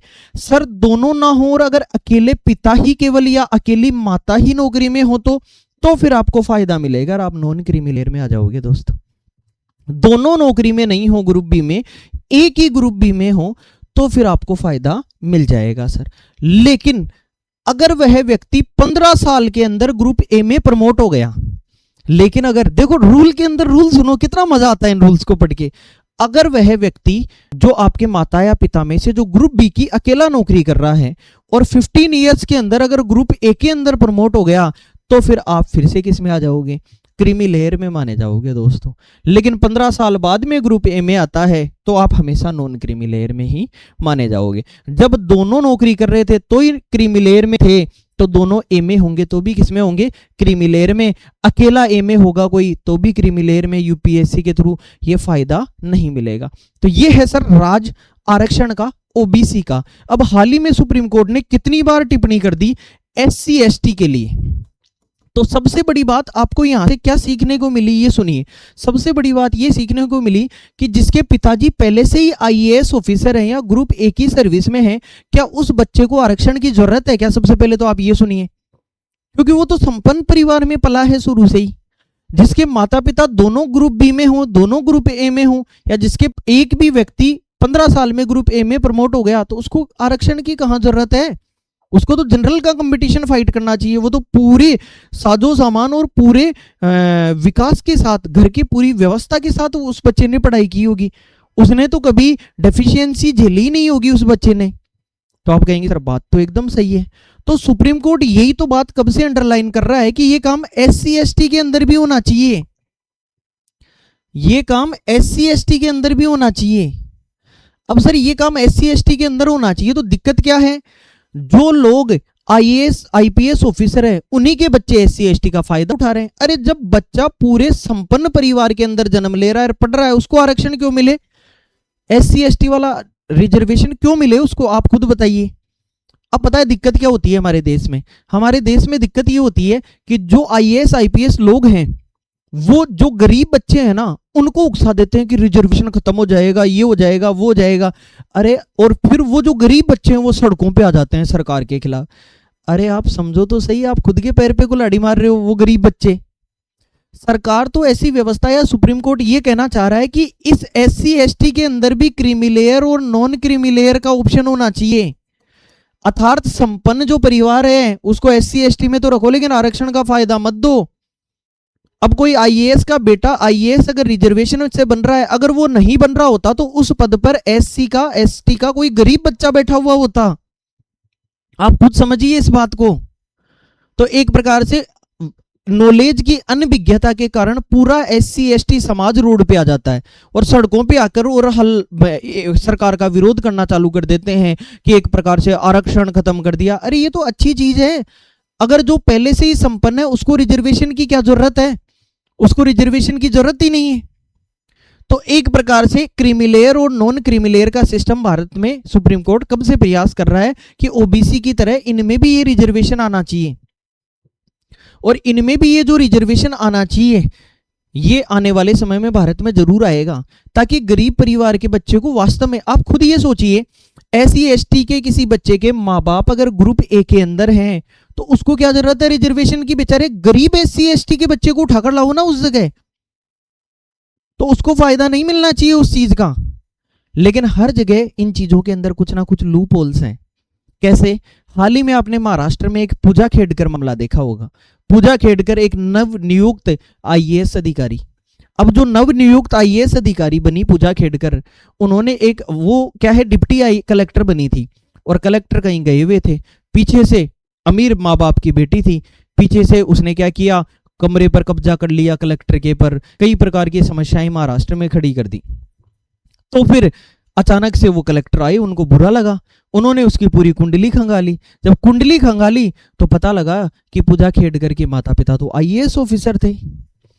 अब पूजा खेडकर के माता पिता आईएएस ऑफिसर थे, तो फिर मामला तो यहां पर ये वाला चला गया। और पूजा खेडकर आती थी ओबीसी कैटेगरी में। अगर पूजा खेडकर, हाल ही में जस्ट पिछले साल की बात बता रहा हूं मैं, 2025 की बात बता रहा हूं मैं ये वाली, तो पूजा खेडकर जो आती थी वो ओबीसी में आती थी। तो बताइए पिताजी अगर आईएएस हैं तो अब बताओ पूजा खेडकर को ओबीसी का रिजर्वेशन मिलना चाहिए क्या? नहीं मिलना चाहिए। लेकिन इसके पीछे एक लूप होल हो गया बेटा, इसके पीछे एक लूप होल क्या हो गया बताइए? इसके पीछे लूप होल ये हो गया कि पूजा खेडकर के नौकरी लगने से पहले पिताजी ने नौकरी छोड़ दी। ध्यान रखना, करंटली नौकरी में होना चाहिए, तो पूजा खेडकर के पिताजी ने नौकरी छोड़ दी। अब पूजा खेडकर के पिताजी ने जब नौकरी छोड़ी तो अब बताओ, अब तो माता पिता नहीं है उसके नौकरी में, अब उसके माता पिता ग्रुप ए में नहीं है, तो बताओ ओबीसी का फायदा मिलेगा कि नहीं मिलेगा? मिलेगा ओबीसी का फायदा। तो सर पूजा खेडकर तो बच गई। लेकिन आप कहेंगे सर क्या आईएएस अधिकारी के पास संपत्ति जो है वो 8 लाख से ज्यादा नहीं होगी क्या? भाई अगर अब वो गवर्नमेंट सर्वेंट वाले दायरे में नहीं आते तो प्राइवेट वाले में आने लग गए होंगे, और प्राइवेट वाले में 8 लाख से ज्यादा संपत्ति नहीं होगी क्या? तो आप ताज्जुब की बात मानेंगे, पूजा खेडकर के पिताजी ने अपनी सारी संपत्ति पूजा के नाम कर दी, और पूजा के नाम कर दी तो पूजा खेडकर के पिताजी हाथ ऊपर। हाथ ऊपर का मतलब जब गवर्नमेंट ने उनकी संपत्ति देखी तो संपत्ति नहीं मिली, उनके नाम से संपत्ति नहीं मिली, तो पूजा खेडकर ओबीसी में। वास्तव में पिताजी तो इनके गरीब हैं, बेटी के नाम कर दिया सब कुछ, लेकिन बेटी की आय देखी नहीं जाती। ओबीसी के अंदर तो माता क्रीमिलेयर नॉन क्रीमिलेयर के लिए माता पिता की आय देखी जाती है। तो पूजा खेडकर ने इस बात का फायदा उठाया। लेकिन पूजा खेडकर फंसी कैसे, और कैसे उसे यूपीएससी ने टर्मिनेट किया, नौकरी से कैसे निकाला? क्योंकि यूपीएससी में एग्जाम देने का मौका केवल 6 बार ही मिलता है, 6 टाइम्स ही, और उसने अलग अलग नाम बदल के, ईमेल आईडी बदल के, मोबाइल नंबर बदल के, और एक प्रकार से 9वीं बार प्रयास में उसने सफल हुई। एक वो मेडिकल कराने नहीं गई, कई बार आंखों में समस्या विकलांग बता के हैंडीकैप्ड कैटेगरी से वो नौकरी पाई, वो भी उसने झूठ बोला। और उसके पिताजी ने चुनाव लड़ा था, उसमें चुनाव आयोग के पास संपत्ति की जो घोषणा करनी पड़ती है उसमें संपत्ति 50 करोड़ बताई। तो साहब ये तो पिताजी आ गए दायरे में, फिर उसको फायदा कैसे मिला ओबीसी का? तो इस प्रकार से पूजा खेडकर का थोड़ा सा अपने बड़े कलेक्टर के सामने रोब झाड़ना और अपनी गाड़ी के ऊपर बत्ती लगाना, ओडी गाड़ी के ऊपर, और एक प्रकार से कलेक्टर को परेशान करना, ये चीजें उसके खुद के लिए ही बुरी साबित हुई, और हाल ही में पिछले साल पूजा खेडकर को नौकरी से बाहर निकालना पड़ा। तो कुल मिला के आपको ये समझ में आया होगा दोस्तों कि ये ओबीसी एससी एसटी ये थोड़ा लूप होल है यहाँ पे। तो यहां से हमने इस क्वेश्चन पर स्टे किया, तो अब हमें मामला याद हुआ। क्या पूछना चाह रहा है कि M Nagaraj versus Union of India court case कब हुआ? तो इंदिरा साहनी के मामले में ये जो सुप्रीम कोर्ट ने किया, ये क्रीमिलेयर और नॉन क्रीमिलेयर का काम कर दिया ओबीसी के अंदर। फिर 2006 में एक मामला दर्ज हुआ इन सभी को आधार बनाते हुए, जिसमें इसको भी एक पार्टी बनाया गया, इंदिरा साहनी वाले मामले को भी, और पहले का जो मामला था जब आरक्षण दिया गया ओबीसी को, उसको भी पार्टी बनाया गया। और पार्टी बनाने के बाद M Nagaraj versus Union of India court case दर्ज हुआ, और 2006 के अंदर ये कोर्ट केस एससी एसटी के प्रमोशन में रिजर्वेशन को लेकर दर्ज हुआ सर। और एससी एसटी के प्रमोशन में लेकर, यहां प्रमोशन नहीं लिख रहा होगा याद रख लेना, ये एससी एसटी का रिजर्वेशन प्रमोशन के अंदर। तो फिर सुप्रीम कोर्ट के 9 जजों की बेंच इस इंदिरा साहनी मामले में, इसमें 9 जजों की बेंच बैठी थी। 9 जजों की जब बेंच बैठी तो 6-3 से इन्होंने निर्णय दिया। इन्होंने ये कहा कि 3 चीजें बतानी पड़ेंगी कि वो कैसे तो पिछड़े हुए हैं, कैसे उनकी रैंक पिछड़ी हुई है, और ये 3 कैटेगरी बांटी गई, और उन 3 कैटेगरियों को बताने के बाद ही प्रमोशन में आपको फायदा दे सकते हैं एससी एसटी को। अगर वो तीनों फैक्टर लागू हो रहे हैं तब तो आप एससी एसटी को फायदा दे सकते हैं, और वरना नहीं। और उनमें से 2017 तक वो तीनों फैक्टर देखे जाते थे, फिर इनमें से एक हटा दिया गया, और वर्तमान में 2 फैक्टर ही देखे जाते हैं कि ये चीज देखना, अगर ये चीजें नहीं हो तो फिर उसका प्रमोशन कर देना, और प्रमोशन में भी उसको रिजर्वेशन दे देना। तो बोलो अगर आज के बाद में आप भूल जाओ तो दोस्तों मेरा वादा है M Nagaraj versus Union of India, ये जो मामला है ये 2006 में दर्ज हुआ और इसमें SC ST जो जातियां हैं, कास्ट हैं, इनके प्रमोशन में रिजर्वेशन की बात की गई। बोलो क्लियर। स्कूलों में भर्तियों में ये रिजर्वेशन की बात भारतीय संविधान के मौलिक अधिकारों के अंदर आर्टिकल 15-16 के अंदर लिखी हुई है। आर्टिकल 15 एंड 16 समानता के जो अधिकार हैं उनके अंदर अंडरलाइन की हुई ये बात है। बोलो दोस्तों पसंद आ रहा है, मजा आ रहा है तो आगे बढ़ते हैं दोस्तों अगले क्वेश्चन की तरफ। Periodical medical examination PME for A2 medical categories employees are more than 45 years of age to be held every how many years. 45 साल से ऊपर के जो कर्मचारी हो गए उनका पीरियोडिकल मेडिकल एग्जामिनेशन जो A2 कैटेगरी के अंदर आते हैं, जैसे स्टेशन मास्टर हुए, ALP हुए, ये सारे A2 कैटेगरी के अंदर जो भी कर्मचारी आते हैं, जो वास्तव में जिनकी आंखें एकदम ओके होनी चाहिए, कलर ब्लाइंडनेस नहीं होना चाहिए, विजन सही होना चाहिए एकदम, उन कर्मचारियों के लिए 45 ईयर्स के बाद में कितने साल पर आपका ये एग्जामिनेशन होना चाहिए। तो सबसे पहले तो ये देख लो, उन सभी कर्मचारियों के लिए 55 ईयर्स की एज तक तो 4 ईयर्स में एक बार, 4 ईयर्स में कितनी बार, एक बार, 4 साल में एक बार उनको फिटनेस सर्टिफिकेट लाके देना पड़ेगा और अपना पीरियोडिकल मेडिकल एग्जामिनेशन, जैसे टेक्नीशियन भी होते हैं, कुछ ऐसे भी लोग होते हैं, हेल्पर भी होते हैं, तो उनका 4 साल में एक बार एग्जामिनेशन जरूरी है। लेकिन 45 से लेकर 55 साल की अगर उम्र चल रही है तो अब इनको थोड़ा सा रिलैक्सेशन आपको देना पड़ता है और थोड़ा सा जल्दी चेक करना पड़ता है। 2 साल में एक बार, 2 साल में कितनी बार, एक बार। पहले आदमी स्वस्थ रहता है 45 साल तक तो 4 साल में एक बार मेडिकल कर लो, ओके आदमी, फिर 4 साल में एक बार, ओके, फिर 4 साल में एक बार। डी कैटेगराइज होने की स्थिति हो तो डी कैटेगराइज कर दो, दूसरी पोस्ट में डाल दो, ये चीजें, वरना रिस्क हो सकता है ना। जबरदस्ती आदमी से ट्रेन थोड़ी चलवा लोगे आप, उसकी आंखें खराब हो गई, उसका कोई और पार्ट खराब हो गया तो एक प्रकार से 45 से 55 साल पर 2 साल में चेक करने लग जाओ। और 55 साल की एज एकदम सेंसिटिव एज होती है, तो इसके बाद में ईच ईयर, हर साल आपको उसका मेडिकल एग्जामिनेशन करना पड़ेगा। दोस्तों ये सवाल सारे बन सकते हैं। अभी हाल फिलहाल ये कह रहा है कि 45 के बाद में क्या होगा, तो 45 से 55 वाला याद रखें आप, तो 45 के बाद में कितनी बार, 2 साल में एक बार। 45 ईयर्स तक तो 4 ईयर्स में एक बार PME होगा जो पीरियोडिकल मेडिकल एग्जामिनेशन। 45 से 55 तक 2 साल में एक बार होगा और 55 के बाद ईच एंड एवरी ईयर ये पीरियोडिकल मेडिकल एग्जाम होगा, ताकि आदमी स्वस्थ है या नहीं है। ये एक ऐसी एज मानी जाती है जिसमें कई प्रकार के रोग होने की संभावना रहती है, आदमी की ढलती हुई उम्र आती है ये, तो एक प्रकार से इस समय सेंसिटिव टाइम होता है, तो याद रख लेना इस बात को दोस्तों। और एक आखिरी क्वेश्चन और करेंगे दोस्तों, वरना वीडियो बहुत बड़ी हो जाएगी। हम क्या है, सारी चीज़ों को डिटेल में बताने के चक्कर में क्लास हमारी बहुत बड़ी हो जाती है, लेकिन हेल्प बहुत मिलेगी दोस्तों आपको यहाँ से, तो इसी हेल्प का आप फायदा उठाइए। लाइक करिए, इस वीडियो पर इतने लाइक बढ़ जाने चाहिए कि हमें देखकर ऐसा लगे कि वास्तव में आज हमारे व्यूवर्स ने गर्दा उड़ा दिया। ठीक है दोस्तों, चलिए। Minimum amount of ex gratia payable in case of death of a railway employee in course of duty is. Duty के दौरान रेल कर्मचारी की मृत्यु के मामले में न्यूनतम देय अनुग्रह राशि कितनी है? तो सर ये कितनी है? 25 लाख। 20 लाख मत कर देना, ये 2024 तक ही थी जब DA कितना परसेंट था? 50% नहीं हुआ था। जैसे ही DA 50% हुआ, आपकी ये 25% बढ़ गई और 25% बढ़ के वर्तमान में डेथ कम ग्रेजुइटी जो होती है, ऑन ड्यूटी डेथ होने पर आपकी 25 लाख रुपए ये ग्रेजुइटी हो गई।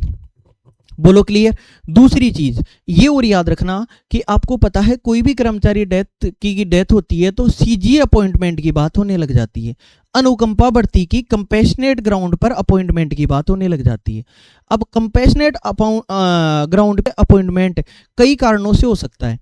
कर्मचारी की डेथ हो गई तो भी कंपैशनेट ग्राउंड पे नौकरी मिल सकती है उसके डिपेंडेंट्स को या स्पाउस को, और अगर डेथ नहीं हुई और नौकरी करने के काबिल ही नहीं है, लाइलाज बीमारी हो गई, तो फिर वो आदमी नौकरी करेगा या बीमारी हो चुकी है उसको, एकदम चारपाई में पड़ा हुआ है, तो अगर एकदम बेड पे है आदमी तो भी उसका घर तो चलाना पड़ेगा ना रेलवे को, तो उसके कंपैशनेट ग्राउंड पे उसके डिपेंडेंट्स को जॉब मिलेगी। तो ये जॉब मिलेगी, इसके लिए ध्यान रखें। एक तो अगर डेथ केस हो जाता है, एक डेथ केस 30 ईयर्स के बाद में होता है, 30 साल की सर्विस के बाद में होता है। एक डेथ केस होता है 30 साल की सर्विस से पहले। 30 से पहले। एक ऑन ड्यूटी डेथ होती है, ऑन ड्यूटी डेथ, और लास्ट वाला होता है मेडिकली डीकैटेगराइज। ये मैंने 4 कैटेगरी आपको बता दी रही है, वेरी वेरी इंपॉर्टेंट है, यहां से क्वेश्चन पूछा जाता है। तो अब बताइए, कोई आर्मी ऑन ड्यूटी डेथ हो गई तो इसको सबसे पहली प्रायोरिटी दी जाएगी कंपैशनेट ग्राउंड पर इसके बच्चे को, डिपेंडेंट को नौकरी लगाने के लिए, और 30 डेज के अंदर नौकरी देनी पड़ेगी परिवार को संबल या सहारा देने के लिए, फैमिली के लिए। तो 30 डेज के अंदर नौकरी देनी पड़ेगी इसके बच्चे को। और 30 साल की ज्यादा नौकरी अगर कर चुका है तो फिर 30 साल से पहले मरने वाले को पहले देनी पड़ेगी, क्योंकि 30 साल वाले ये 1 नंबर पे, ये 30 साल से पहले वाले को 2 नंबर पे। क्यों? क्योंकि ये इतना धन इकट्ठा कर गया होगा कि ठीक है 10 दिन ज्यादा लग जाएंगे तो भी कोई दिक्कत नहीं है, घर में पैसा पड़ा है। तो 30 साल से पहले वाले को 2 नंबर पर नौकरी मिलेगी, 30 साल की नौकरी कर गया इसको 3 नंबर पे नौकरी मिलेगी, ये चाहे ऑन ड्यूटी हो या ऑफ ड्यूटी हो। और मेडिकली डीकैटेगराइज है इसको 4थे नंबर पे, क्योंकि सैलरी तो इसको मिल ही रही थी, सैलरी तो बंदी नहीं हुई इसकी। बोलो क्लियर? तो इस प्रकार से इनका क्रम आता है। इस पहले वाला जो ऑन ड्यूटी डेथ होती है इसका टाइमिंग 30 दिन के अंदर रेलवे डिपार्टमेंट को प्रायोरिटी में रखकर नौकरी देनी चाहिए, और इनके लिए 90 डेज का टाइम तय किया गया है। 90 डेज के अंदर आप इनको नौकरी दो। अगर अप्रूवल लेनी हो हेडक्वार्टर से, बहुत सारे ऐसे मामले होते हैं सेफ्टी या सिक्योरिटी कैटेगरी में लेवल 6, या फिर कोई और केस बन रहा है लेवल 7 की पोस्ट देनी है तो जीएम का अप्रूवल चाहिए, या फिर ज्यादा दिन हो गए लापता कर्मचारी, कई प्रकार के केस बनते हैं तो एक मिसिंग पर्सन है तो एक प्रकार से जीएम का हेडक्वार्टर का अप्रूवल चाहिए। तो सर 60 डेज तो डिवीजन के माने जाते हैं और 30 डेज हेडक्वार्टर के, 90 दिन में मामला सलटाना पड़ेगा। बोलो क्लियर है दोस्तों? तो खत्म करते हैं इस सेशन को दोस्तों। मजा आया या नहीं आया बिल्कुल आप हमें बता के और मोटिवेट कर सकते हैं, और आपका भी नंबर जल्द ही आने वाला है इनकी तरह नेक्स्ट यू आपका ही नंबर आने वाला है दोस्तों। ये हमारा सेशन था। इन एग्जाम्स की अगर आपको प्रिपरेशन करनी है तो आप इस नंबर पर 7014682229 पे संपर्क कर सकते हैं और रेलवे डिपार्टमेंटल एग्जाम्स की हमारे साथ जुड़कर प्रिपरेशन कर सकते हैं दोस्तों। तो इस सेशन में इतना ही रखते हैं। हंसते रहिए, मुस्कुराते रहिए, खुश रहिए। अगर हमने इस सेशन में वास्तव में कुछ पढ़ा है तो आपको अंदर से महसूस हो जाएगा कि सर इतना नॉलेज ले लिया कि अगर रेगुलर क्लासें देखते रहे ना तो एग्जाम निकल जाएगी हमारी। बोलो क्लियर? एग्जाम पास हो जाएंगे, निकल जाने का मतलब एग्जाम में पास हो जाना। तो आप साथ में जुड़े रहिए। ये हमारा रेलवे नॉलेज जो चैनल है ये एक फैमिली है पूरी, आप लोगों से जुड़ा हुआ ये परिवार है। इसमें आप हैं तो हम हैं और हम हैं तो आप हैं। एक प्रकार से आपका बहुत प्रेम जो मिल रहा है उसके लिए बहुत बहुत धन्यवाद। हमारी टेक्निकल टीम भी काम कर रही है और नए से नए टॉपिक, टेक्निकल टॉपिक्स और भी कई टॉपिक जो हमसे जुड़ चुके हैं, और निश्चिंत रहिए आपको और टॉपिक भी हम अवेलेबल कराने की पूरी कोशिश कर रहे हैं। बस जल्दबाजी में एरर्स ना हो इसलिए। एप्लीकेशन हमारी प्ले स्टोर पे आ चुकी है, उस पर अपडेशन चल रहे हैं, अभी टाइम लगेगा थोड़ा, टेस्ट वगैरह अपलोड हो रहे हैं सारे। ओके हो जाएगा तो हम खुद आके यहाँ पे अनाउंस कर देंगे कि हाँ एप्लीकेशन पे आप जा सकते हैं। तब तक के लिए आप इसी नंबर पर संपर्क करिए और हमारी टीम आपको अवेलेबल कराएगी। और बताइए और कोई इन्फॉर्मेशन? अब नौकरी लगने का समय, नौकरी लग तो आप गए, प्रमोशन लेने का समय आ गया है दोस्तों। बिल्कुल आप प्रमोशन लेकर ही मानेंगे। तो एंड करते हैं इस क्लास को, काफ़ी बड़ी क्लास हो गई है। फिर मिलेंगे। महिलाओं और बच्चों का सम्मान करिए, ध्यान रखिए और भारत जिंदाबाद के नारे लगाते रहिए, और मन में एक ज्वाला हमेशा जलती रहनी चाहिए जो भारत माता की सेवा करने के लिए जलती रहे। धन्यवाद दोस्तों, फिर मिलेंगे नई ऊर्जा और उमंग के साथ। तब तक के लिए जय हिंद, जय भारत।